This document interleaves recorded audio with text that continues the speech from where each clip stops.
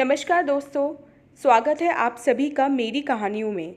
मैं हूं शिखा और एक बार फिर से आपके लेकर आई हूं एक नई कहानी और उम्मीद करती हूं कि ये कहानी भी बाकी कहानियों की तरह आपको बेहद पसंद आएगी और आप पहले की तरह अपना प्यार और सपोर्ट मेरी वीडियोस पर बनाए रखेंगे। तो चलिए अपनी आज की कहानी शुरू करते हैं। पहली नज़र से जीवन भर जुड़ने के नातों पर विश्वास है तुम्हें? सूखे पत्तों को पैरों के नीचे कुचलते हुए रवि ने पूछा। कड़क कड़क कर पत्तों का टूटना देर तक विचित्र सा लगता रहा गायत्री को। बड़ी बड़ी नीली आंखें उठाकर उसने भावी पति को देखा। क्या तुम्हें विश्वास है? गायत्री ने सोचा, उसके प्रेम में आकंठ डूब चुका युवा प्रेमी कहेगा, है क्यों नहीं? तभी तो संसार की इतनी लंबी चौड़ी भीड़ में बस तुम मिलते ही इतनी अच्छी लगी कि तुम्हारे बिना जीवन की कल्पना ही शून्य हो गई। चेहरे पर गुलाबी रंगत लिए वे कितना कुछ सोचती रही उत्तर की प्रतीक्षा में, परंतु जवाब न मिला।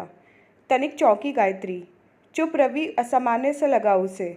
सारी चुहलबाजी कहीं खो सी गई थी जैसे। हमेशा मस्त बना रहने वाला ऐसा चिंतित सा लगने लगा, मानो पूरे संसार की पीड़ा उसी के मन में आ समाई हो। उसे अपलक निहारने लगा। एक बारगी तो गायत्री शर्मा गई। मन था जो बार बार वही शब्द सुनना चाह रहा था। सोचने लगी, इतनी मीठी मीठी बातों के लिए क्या रवि का तनाव उपयुक्त है? कहीं कुछ और बात तो नहीं? वे जानती थी रवि अपनी माँ से बेहद प्यार करता है। उसी के शब्दों में, उसकी माँ ही आज तक उसका आदर्श और सबसे घनिष्ठ मित्र रही हैं। उसके उजले चरित्र के निर्माण की एक एक सीढ़ी में उसकी माँ का साथ रहा है। एकाएक उसका हाथ पकड़ लिया गायत्री ने रोककर वहीं बैठने का आग्रह किया। फिर बोली, क्या माँ अभी तक वापस नहीं आई जो मुझसे ऐसे प्रश्न पूछ रहे हो? क्या बात है? रवि उसका कहना मान वहीं सूखी घास पर बैठ गया। ऐसे लगा मानो अभी रो पड़ेगा। अपनी माँ के वियोग में वह अक्सर इसी तरह उदास हो जाया करता था। वह इस सत्य से अपरिचित नहीं थी। क्या माँ वापस नहीं आई? उसने फिर पूछा। रवि चुप रहा। कब तक माँ की गोद से ही चिपके रहोगे? अच्छी खासी नौकरी करने लगे हो, कल को किसी और शहर में स्थानांतरण हो गया तब क्या करोगे? क्या माँ को भी साथ साथ घसीटते फिरोगे? तुम्हारे छोटे भाई बहन दोनों की जिम्मेदारी है उन पर। तुम क्या चाहते हो? पूरी की पूरी माँ बस तुम्हारी ही हो? तुम्हारे पिता और उन दोनों का भी तो अधिकार है उन पर। रवि, क्या हो गया है तुम्हें? ऐसा लगता है मेरा कुछ खो गया है। जी ही नहीं लगता गायत्री। पता नहीं मन में क्या क्या होता रहता है। तो जाकर माँ को ले आओ ना। उन्हें भी तो पता है तुम उनके बिना बीमार हो जाते हो। इतने दिन फिर वे क्यों रुक गई? अनायास हंस पड़ी गायत्री। धीरे से रवि का हाथ अपने हाथ में लेकर सहलाने लगी। शादी के बाद क्या करोगे? तब मेरे हिस्से का प्यार क्या मुझे मिल पाएगा? अगर मुझे ही तुम्हारी माँ से जलन होने लगी तो? हर चीज़ की एक सीमा होती है। अधिक मीठा भी कड़वा लगने लगता है, पता है तुम्हें? रवि गायत्री की बड़ी बड़ी नीली आंखों को एकटक निहारने लगा। माँ तो वे तुम्हारी ही हैं, उनसे तुम्हारा स्नेह भी स्वाभाविक ही है, लेकिन वक्त के साथ साथ उस स्नेह में परिपक्वता आनी चाहिए। बच्चों की तरह माँ का आंचल अभी तक पकड़े रहना अच्छा नहीं लगता। अपने आप को बदलो। मैं अब चलूँ? एकाएक वह उठ खड़ा हुआ और बोला, कल मिलोगी ना? आज की तरह गर्दन लटकाए ही मिलना है तो रहने दो। जब सचमुच मिलना चाहो तभी मिलने आना, वरना इस तरह मिलने का क्या अर्थ? एकाएक गायत्री खींच उठी। वह कड़वा कुछ भी कहना तो नहीं चाहती थी, पर व्याकुल प्रेमी की जगह उसे व्याकुल पुत्र तो नहीं चाहिए था ना। हर नाते हर रिश्ते की अपनी अपनी सीमा, अपनी अपनी मांग होती है। नाराज़ क्यों हो रही हो गायत्री? मेरी परेशानी तुम क्या समझो? अब मैं तुम्हें कैसे समझाऊं? क्या समझाना है मुझे? ज़रा बताओ। मेरी तो समझ से भी बाहर है तुम्हारा ये बचपना। सुनो, अब तभी मिलना जब माँ आ जाए। इस तरह दो हिस्सों में बंटकर मेरे पास मत आना। गायत्री ने विदा ले ली। वह सोचने लगी, रवि कैसा विचित्र सा हो गया है कुछ ही दिनों में। कहाँ उससे मिलने को हर पल व्याकुल रहता था, उसकी आंखों में खो सा जाता था। भविष्य के सलोने सपनों को खोए भावी पति की जगह एक नादान बालक को वह कैसे सह सकती थी भला? उसकी खींच और आक्रोश स्वाभाविक ही था। 2 दिन में जानबूझकर रवि से बचती रही। बार बार उसका फ़ोन आता, पर किसी न किसी तरह टालती रही। चाहती थी इतना व्याकुल हो जाए कि स्वयं उसके घर चलकर आ जाए। तीसरे दिन सुबह सुबह द्वार पर रवि की माँ को देखकर गायत्री हैरान रह गई। पूरा परिवार समधिन की आवभगत में जुट गया। तुमसे अकेले में कुछ बात करनी है, उसके कमरे में आकर धीरे से माँ बोली तो कुछ संशय सा हुआ गायत्री को। इतने दिन से रवि घर ही नहीं आया बेटी, मैं कल रात लौटी तो पता चला। क्या वह तुमसे मिला था? जी। वह अवाक रह गई। 2 दिन पहले मिले थे, तब उदास थे आपकी वजह से। मेरी वजह से उसे क्या उदासी थी? अगर उसे पता चल गया कि मैं उसकी सौतेली माँ हूँ तो इसमें मेरा क्या कसूर है? लेकिन इससे क्या फ़र्क पड़ता है? वह मेरा बच्चा है, इसमें संशय कैसा? मैंने उसे अपने बच्चों से बढ़कर समझा है। मैं उसकी माँ नहीं तो क्या हुआ, पाला तो माँ बनकर है ना। ऐसा लगा जैसे बहुत विशाल भवन भर भरा कर गिर गया हो। न जाने माँ कितना कुछ कहती रहीं और रोती रहीं। सारी कथा गायत्री ने समझ ली। कांच की तरह सारी कहानी कानों में चुभने लगी। इसका मतलब है कि इसी वजह से परेशान था रवि और वह कुछ और ही समझकर भाषणबाजी करती रही। उसे समझाकर घर ले आ बेटी। सूना घर उसके बिना काटने को दौड़ता है मुझे, उसे समझाना। माँ आंसू पोंछते हुए बोली। जी। रो पड़ी गायत्री स्वयं भी। सोचने लगी कहाँ खोजेगी उसे अब। बेचारा बार बार बुलाता रहा।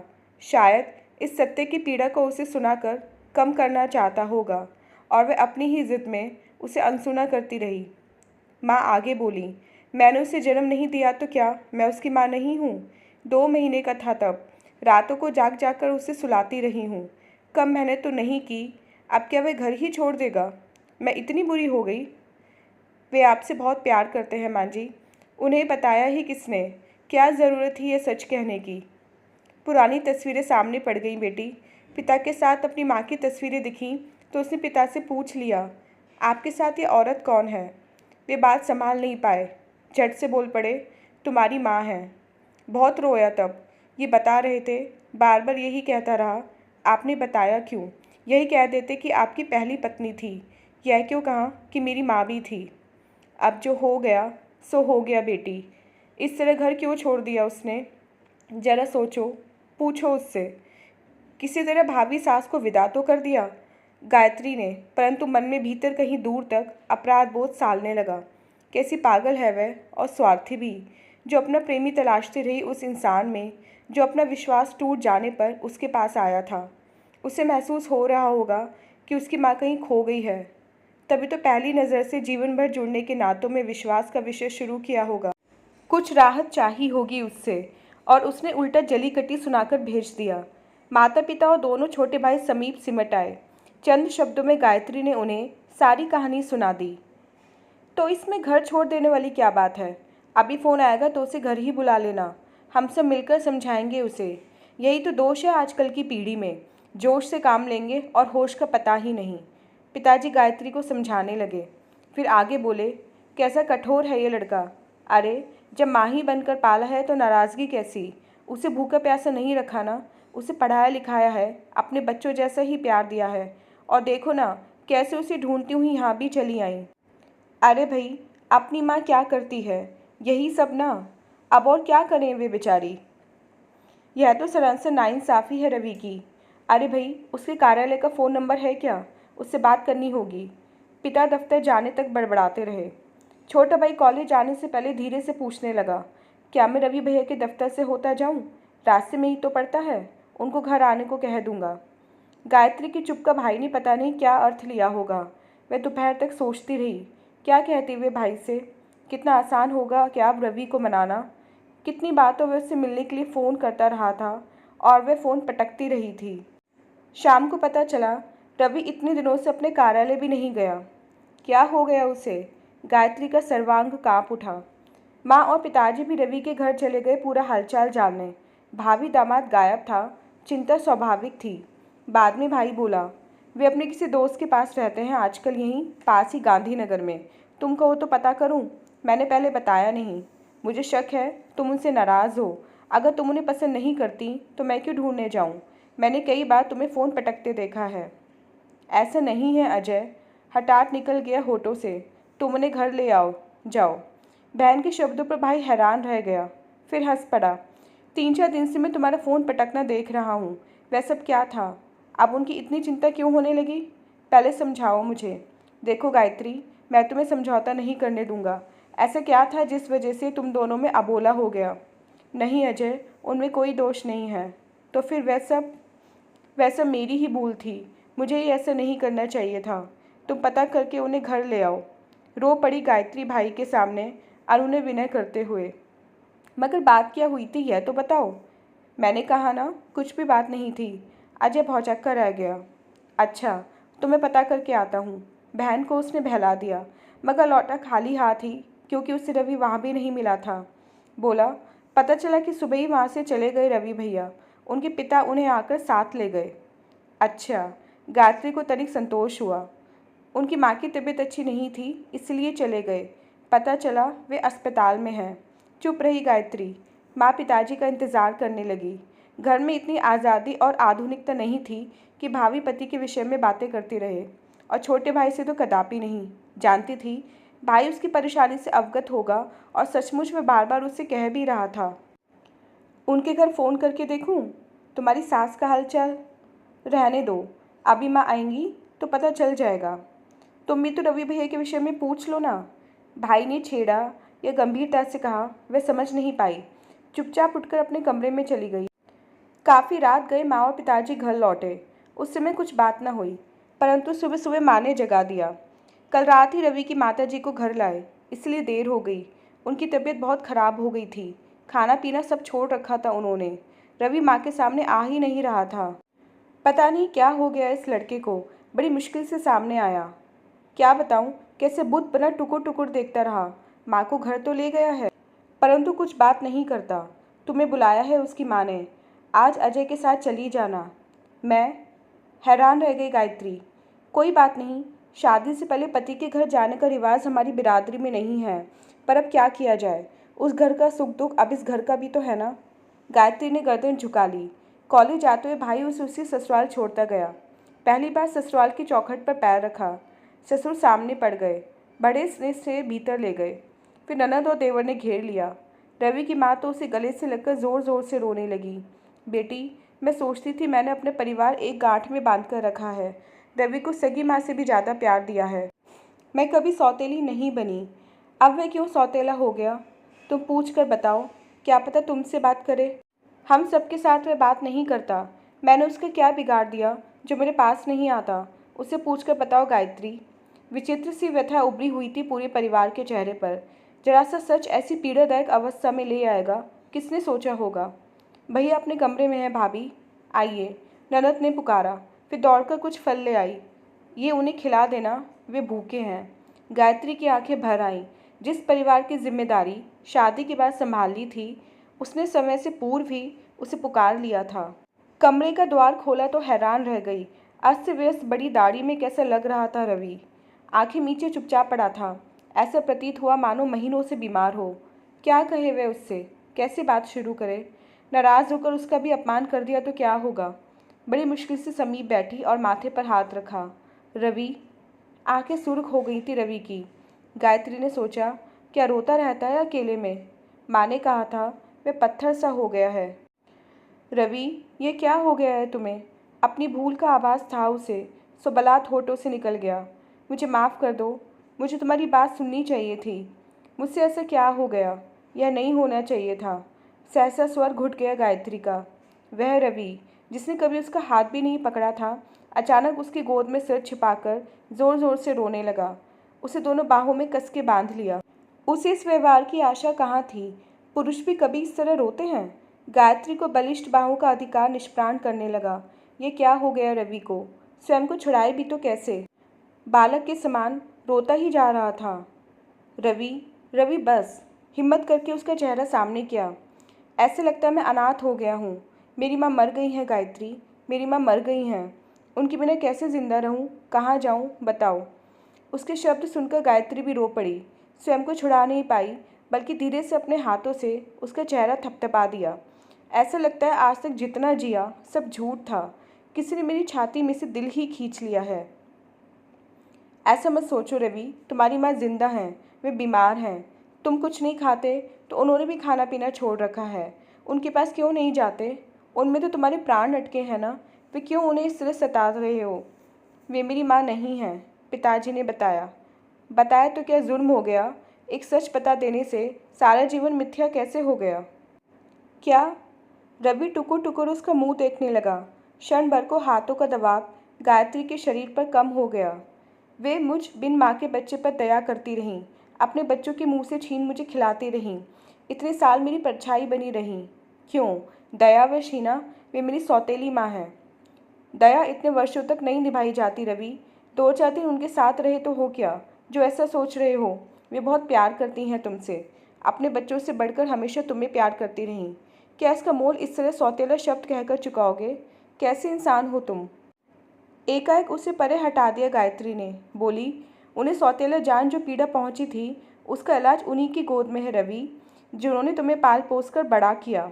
मेरी गोद में नहीं, जिससे तुम्हारी जान पहचान कुछ ही महीनों की है। तुम अपनी माँ के नहीं हो पाए तो मेरे क्या होगे?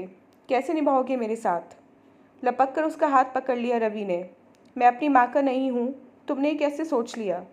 तो उनसे बात क्यों नहीं करते? क्यों इतना रुला रहे हो उन्हें? हिम्मत नहीं होती। उन्हें या भाई बहन को देखते ही कानों में सौतेला शब्द गूंजने लगता है। ऐसा लगता है मैं दया का पात्र हूँ। दया के पात्र तो वे सब बने पड़े हैं तुम्हारी वजह से। मन से ये वहम निकालो और माँ के पास चलो। उठो मेरे साथ। ना, रवि ने गर्दन हिला दी इनकार में। माँ के पास नहीं जाऊँगा, माँ के पास तो कभी नहीं। इसकी वजह क्या है, मुझे समझाओ। क्यों नहीं जाओगे उनके पास? क्या महसूस होता है उनके पास जाने से? एकाएक स्वयं ही उसकी बाँह सहला दी गायत्री ने। निरीह असहाय बालक सा वह अवरुद्ध कंठ और डबडबाए नेत्रों से उसे निहारने लगा। तुम्हें 2 महीने का छोड़ा था तुम्हारी माँ ने, उसके बाद इन्होंने ही पाला है ना। तुम तो इन्हें अपना सर्वस्व मानते रहे हो। तुम ही कहते थे ना, तुम्हारी माँ जैसी माँ किसी की भी नहीं है। जब वह सच सामने आ ही गया तो उसे मुंह छिपाने का क्या अर्थ? वर्तमान को भूत में क्यों मिला रहे हो? अब तुम्हारा कर्तव्य शुरू होता है रवि। उन्हें अपनी सेवा से अभिभूत करना होगा। कल उन्होंने तुम्हें तनमन से चाहा, आज तुम चाहो। जब तुम निसहाय थे, उन्होंने तुम्हें गोद में ले लिया था। आज तुम यह प्रमाणित करो कि सौतेला शब्द गाली नहीं है। यह सदा गाली जैसा नहीं होता। बीमार माँ को अपना सहारा दो रवि। सच को उसके स्वाभाविक रूप में स्वीकार करना सीखो। उससे मुंह मत छिपाओ। माँ मुझे इतना अधिक क्यों चाहती रही गायत्री? मेरे मन में सदा यही भाव जागता रहा कि वे सिर्फ मेरी हैं। छोटे भाई बहन को भी उनके समीप नहीं फटकने दिया। माँ ने कभी विरोध नहीं किया। ऐसे क्यों गायत्री? कभी तो मुझे परे धकेलती, कभी तो कहती कुछ। रवि फिर भावुक होने लगा। हो सकता है वे स्वाभाविक रूप में ही तुम्हें ज़्यादा स्नेह देती रही हूँ। तुम सदा से शांत रहने वाले इंसान रहे हो। उद्दंड होते तो ज़रूर डांटती, किंतु बिना वजह तुम्हें परे क्यों धकेल देती? गायत्री, मैं इतना बड़ा सच सह नहीं पा रहा हूँ। मैं सोच भी नहीं सकता। ऐसा लगता है पैरों के नीचे से ज़मीन ही सरक गई हो। क्या हो गया है तुम्हें? इतने कमज़ोर क्यों होते जा रहे हो? कुछ ऐसी स्थिति चली आई, शायद उसका यही इलाज भी था। स्नेह से गायत्री ने स्वयं ही अपने समीप खींच लिया रवि को, कोमल बाहुपाश में बांध लिया। भर्राए स्वर में गिला भी किया रवि ने। यही सब सुनाने तुम्हारे पास भी तो गया था। सोचा था तुमसे अच्छी कोई और मित्र कहाँ होगी। तुमने सुना नहीं। मैं कितने दिन इधर उधर भटकता रहा। मैं कहाँ जाऊँ, कुछ समझ नहीं आता। माँ के पास चलो, आओ मेरे साथ। मैं जानती हूँ उन्हीं के पास जाने को छटपटा रहे हो। चलो उठो। रवि चुप रहा, भावी पत्नी की आंखों में कुछ ढूंढने लगा। गायत्री तनिक गुस्से से बोली, जीवन में बहुत कुछ सहना पड़ता है। ये ज़रा सा सच नहीं सह पा रहे तो बड़े बड़े सच कैसे सहोगे? आओ मेरे साथ चलो। रवि खामोशी से उसे घूरता रहा। देखो, आज तुम्हारी माँ इतनी मजबूर हो गई हैं कि मेरे सामने हाथ जोड़े हैं उन्होंने। तुम्हें समझाने के लिए मुझे बुला भेजा है। तुम तो जानते हो, हम लोगों में शादी से पहले एक दूसरे के घर नहीं जाते, परंतु मुझे बुलाया है उन्होंने तुम्हें समझाने के लिए। अपनी माँ का और मेरा मान रखना होगा तुम्हें। मेरे साथ अपनी माँ और भाई बहन से मिलना होगा और बड़ा भाई बनकर उनसे बात करनी होगी। उठो रवि, चलो, चलो ना। अपने अस्तित्व में समाये बालक समान सुबकते भावी पति को कितनी देर सहलाती रही गायत्री। आंचल से कई बार चेहरा भी पहुँचा। रवि उदेड़बुन में था। माँ मेरे पास क्यों नहीं आती? क्यों नहीं बुलाती मुझे? वे तुम्हारी माँ है, तुम उनके बेटे हो। वे क्यों आए तुम्हारे पास? तुम स्वयं ही रूठे हो, स्वयं ही मानना होगा तुम्हें। पिताजी माँ को मेरे कमरे में नहीं आने देना चाहते, मुझे पता है। मैंने उन्हें माँ को रोकते सुना है। ठीक ही तो कर रहे हैं। उनकी भी पत्नी के मान सम्मान का प्रश्न है। तुम उनके बच्चे हो तो बच्चे ही क्यों नहीं बनते? क्या ये ज़रूरी है कि सदा तुम ही अपना अधिकार प्रमाणित करते रहो? क्या उन्हें हक नहीं है? बड़ी मुश्किल से गायत्री ने उसे अपने शरीर से अलग किया। प्रथम स्पर्श की मधुर अनुभूतियाँ, एक अलग ही वातावरण और उलझे हुए वार्तालाप की भेंट चढ़ चुकी थीं। ऐसा लगा ही नहीं कि पहली बार उसे छुआ है। साधिकार उसका मस्तक चूम लिया गायत्री ने। गायत्री पर पूरी तरह आश्रित हो वह धीरे से उठा। तुम भी साथ चलोगी ना? हाँ, वह तनिक मुस्कुरा दी। फिर उसका हाथ पकड़ सचमुच वह बीमार माँ के समीप चला आया। अस्वस्थ और कमज़ोर माँ को बाहों में बांध जोर जोर से रोने लगा। मैंने तुमसे कितनी बार कहा है, तुम मुझे छोड़कर कहीं मत जाया करो। उसे गोद में लेकर चूमते हुए माँ रोने लगी। छोटी बहन और भाई शायद इस नई कहानी से पूरी तरह से टूट गए थे, परंतु अब फिर जुड़ गए थे। बड़े भाई ने माँ पर सदा से ही ज़्यादा अधिकार रखा था। इसकी उन्हें आदत थी। अब सभी प्रसन्न दिखाई दे रहे थे। तुम कहीं खो सी गई थी माँ, कहाँ चली गई थी बोलो? पुत्र के प्रश्न पर माँ धीरे से समझाने लगी। देखो रवि, सामने गायत्री खड़ी है, क्या सोचेगी? अब तुम बड़े हो गए हो। तुम्हारे लिए भी बड़ा हो गया हूँ क्या? नहीं रे। स्नेह से उसका माथा चूमने लगी। आजा बेटी, मेरे पास आजा। माँ ने गायत्री को पास बुलाया और स्नेह से गले लगा लिया। छोटा बेटा और बेटी भी माँ की गोद में सिमट आए। पिताजी चश्मा उतारकर आंखें पोंछने लगे। गायत्री बारी बारी से सबका मुंह देखने लगी। वह सोच रही थी कि शादी के बाद वह इस माँ के स्नेह के प्रति कभी उदासीन हो पाएगी। क्या पति का स्नेह बढ़ते देख ईर्ष्या का भाव मन में लाएगी? शायद नहीं, कभी नहीं। तो दोस्तों, ये थी हमारी आज की कहानी। उम्मीद करती हूँ ये कहानी आपको पसंद आई होगी। मिलते हैं अपनी नेक्स्ट वीडियो में इससे नेक्स्ट कहानी के साथ। तब तक के लिए आज्ञा दीजिए। धन्यवाद।